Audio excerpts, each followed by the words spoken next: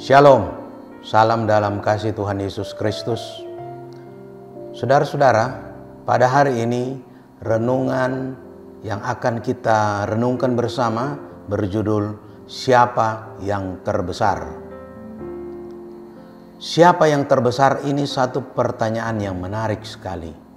Karena berbicara mengenai yang terbesar, banyak orang mengejarnya. Siapa sih manusia yang tidak mau menjadi terbesar, terhebat? Berarti ada persaingan.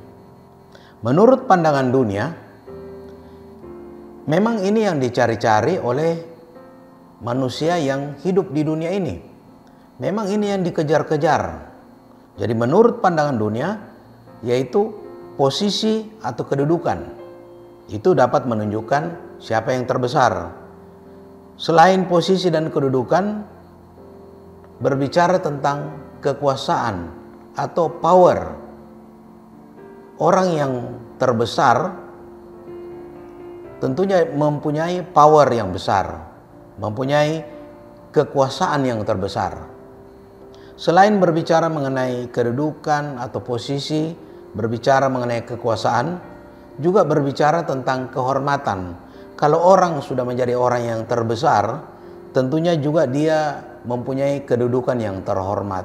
Dia orang yang dihormati. Kalau dia jalan-jalan di mana, di mall atau mungkin bahkan sampai di pasar atau di tempat-tempat umum lainnya, orang mengenal dia, langsung orang menyapa dengan penuh hormat, penuh taksim, Pak, Bu, dan lain sebagainya. Jadi ini yang memang dicari-cari oleh orang banyak. Untuk menjadi terbesar menurut pandangan dunia ini dibangun dengan satu usaha atau satu upaya yang kadang harus saling sikut menyikut, saling jegal menjegal, bahkan melanggar hukum, termasuk melanggar hukum Tuhan. Ini yang dipakai oleh manusia dalam mencari kedudukan, posisi, kekuasaan, dan kehormatan. Siapa yang terbesar? Tetapi bagaimana siapa yang terbesar menurut pandangan Kristen? Atau siapa yang terbesar menurut pandangan Tuhan? Kalau menurut pandangan Tuhan, itu lain saudara-saudara. Coba kita lihat di dalam Matius 18 ayat 1 sampai dengan 5. Saya ulangi, Matius 18 ayat 1 sampai dengan 5. Ayat yang pertama mengatakan, pada waktu itu datanglah murid-murid itu kepada Yesus dan bertanya, siapakah yang terbesar dalam kerajaan surga? Ayat yang kedua, maka Yesus memanggil seorang anak kecil dan menempatkannya di tengah-tengah mereka. Ayat yang ketiga, lalu berkata, aku berkata kepadamu, sesungguhnya jika kamu tidak bertobat dan menjadi seperti anak kecil ini, kamu tidak akan masuk ke dalam kerajaan surga. Ayat yang keempat, sedangkan barang siapa merendahkan diri dan menjadi seperti anak kecil ini, dialah yang terbesar dalam kerajaan surga. Ayat yang terakhir kelima, dan barang siapa yang menyambut seorang anak seperti ini dalam namaku, ia menyambut aku. Saudara-saudara, apa yang tadi sempat diuraikan siapa yang terbesar menurut pandangan dunia, ketika kita membaca ayat firman Tuhan yang terdapat dalam Matius 18 ayat 1 sampai dengan 5, itu sangat bertolak belakang, sangat berbeda, bagaikan langit dan bumi. Sekarang menarik saudara-saudara, apa yang kita perlu bahas di dalam ayat 1 sampai dengan 5 ini di dalam Matius yang ke-18. Kita tahu saudara-saudara, anak kecil itu karena Tuhan Yesus mengambil contoh anak kecil. Kenapa Tuhan Yesus mengambil anak kecil ini?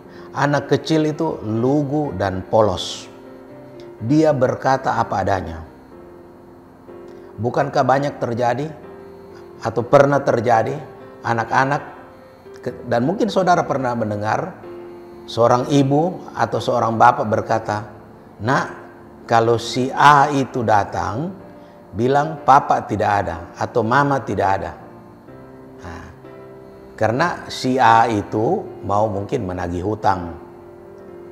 Kebetulan papanya atau mamanya lagi kesulitan keuangan.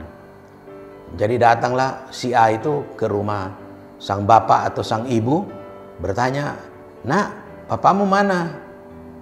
Atau ibumu mana?" Oh, dia dengan lugu dan polosnya mengatakan, "Papa bilang tadi kalau bapak datang, bilang papa tidak ada atau mama tidak ada." Bayangkan, anak itu saking polosnya dia bilang seperti yang dikatakan oleh ibunya atau dikatakan oleh bapaknya. Kalau bapak datang, bilang papa tidak ada atau mama tidak ada.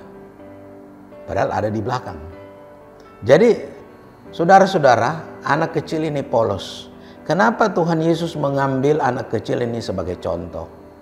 Karena anak kecil ini lugu dan polos. Begitu pula kita dikehendaki oleh Tuhan dalam mengiring Kristus, dalam mengiring Dia, kita harus berlaku yang polos, berlaku yang lugu. Tidak ada munafik-munafik, tidak ada maksud intrik-intrik yang lain. Kita harus polos seperti seorang anak kecil ini. Anak kecil itu juga selain dia polos, anak kecil itu rendah hati, saudara-saudara. Kalau kita lihat anak-anak yang bermain, saya kira saya juga dan banyak sementara kita ini pernah menjadi anak-anak untuk orang yang dewasa. Ketika kita masih anak-anak, kita bermain dengan siapa saja. Mau bermain dengan anak orang kaya atau orang miskin. Kebetulan saya dari keluarga yang sangat sederhana.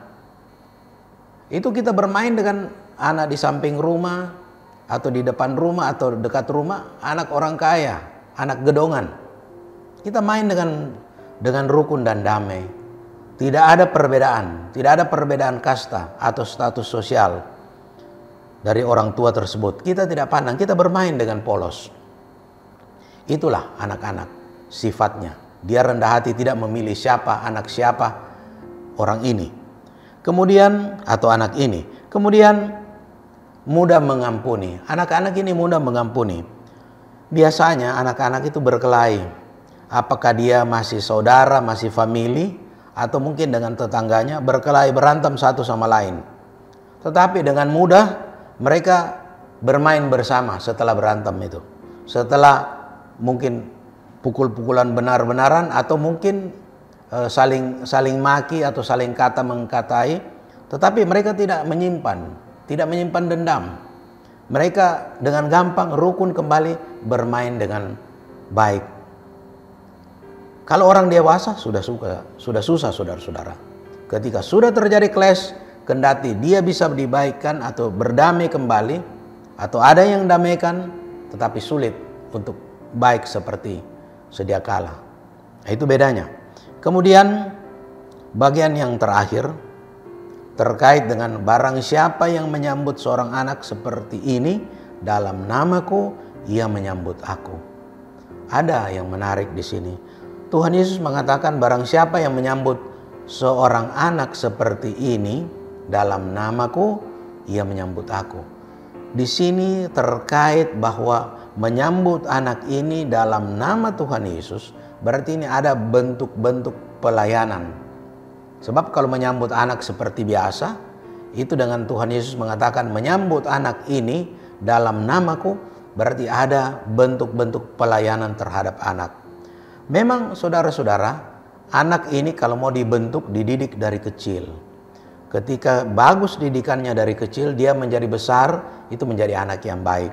Tetapi kalau dia dari kecil diajar berbuat kejahatan, melakukan tindak-tindak pidana, melakukan pencurian, perampokan, dan lain sebagainya, hal-hal yang negatif, itu besar nanti bisa jadi penjahat kelas kakap. Jadi pentingnya ini anak ini dibentuk dari kecil. Jadi di sini Tuhan Yesus mau anak ini disambut dalam namaku. Berarti ada bentuk pelayanan. Anak ini dididik, diasuh dengan baik agar dia bisa menjadi anak yang baik sesuai dengan kehendak Tuhan. Ini dikatakan oleh Tuhan Yesus, menyambut seorang anak seperti ini dalam namaku, ia menyambut aku. Jadi saudara-saudara, sangat menarik sekali ketika kita dalam pelayanan seperti di gereja ada pelayanan anak sekolah minggu, itu sangat penting. Bagaimana mereka ditanamkan dasar-dasar firman Tuhan, dasar-dasar iman Kristen yang begitu mendalam, sehingga anak itu ketika dia dewasa, dia teringat masa kecilnya, tertanam betul bahwa inilah satu-satunya juru selamatku adalah Tuhan Yesus. Dan sampai besar dia akan tetap kokoh dan kuat. Itu maksudnya pelayanan terhadap anak. Bukan satu-satunya, tapi salah satunya. Jadi kita harus sungguh-sungguh menanamkan anak-anak kita dengan benar dan dengan baik. Kalau memungkinkan masuk di sekolah minggu, dididik dengan baik agar dasar-dasar iman Kristen itu tertanam di dalam hatinya. Ketika dia sudah besar, dia dapat menjadi pengikut setia dari Kristus, bahkan menjadi seorang hamba Tuhan sesuai dengan panggilannya. Sekian renungan kita pada hari ini. Tuhan Yesus memberkati. Kita berdoa. Bapa di surga, Bapa yang kami sembah dalam nama Tuhan Yesus Kristus, kami sudah mendengarkan firman-Mu dan juga sudah mendengarkan uraian singkat dari firman-Mu. Hamba tahu hamba jauh dari sempurna.